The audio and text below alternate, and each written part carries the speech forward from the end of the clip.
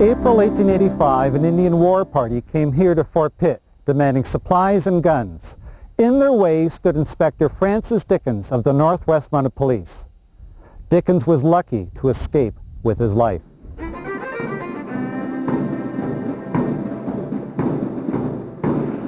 To a young man in England, the Mounties represented adventure, but to his family, they represented discipline. Francis Dickens had failed at several occupations. After the death of his famous father, novelist Charles Dickens, the family was anxious to find Francis a career. I think he had wasted most of his inheritance, and of course his good friend was the Governor General of Canada, and so he got an appointment in the newly formed Northwest Mounted Police. Keith Davidson has studied Dickens' career as a Mountie. He says Dickens was a poor recruit. He was a bit of a boozer, shall we say, and one occasion happened to fall off his horse when he was dealing with some First Nations people, and they got quite a chuckle out of that. Dickens spent his first years as a Mountie under close supervision. Senior officers considered him incompetent and unfit to lead. But in 1883, they took a chance and put Inspector Dickens in charge of Fort Pitt. It was a quiet trading post on the North Saskatchewan River near present-day Lloydminster. There's no fort here as we understand forts. There's no picket fence, there's no outpost, there's no gun bastions, there's no cannon. In April 1885, trouble was brewing a few miles north at Frog Lake. The Cree killed 9 people in a dispute over food. Led by War Chief Wandering Spirit, the Indians headed to Fort Pitt. The Mounties went on alert. They're really vulnerable. They only have 24 men and another 44 civilians, counting men, women, and kids. And so they don't have many people. It's wide open. If you have to run, it's 300 yards to the river with no cover whatsoever.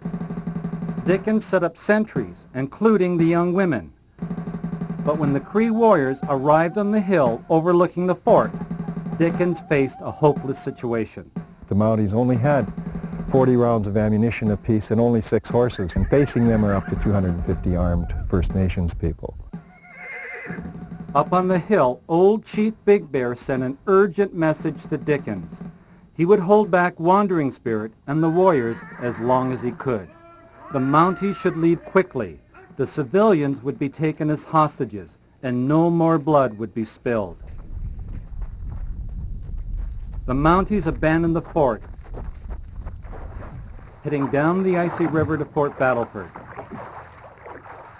The Indians pillaged the fort for food and supplies, and later they freed the hostages unharmed. Thankfully, the massacre at Frog Lake was not repeated at Fort Pitt, but the incident blackened the reputation of the Northwest Mounted Police. Dickens resigned from the force. I would think in his mind he was a failure. I think any historian that spends some time on it will see that he really wasn't a failure. He really did as well by his men as he could. Dickens went to Ottawa, where he drank away his cash. In need of money, he set off on a speaking tour of the United States. No doubt, it was his famous name and not his career as a Mountie that attracted interest.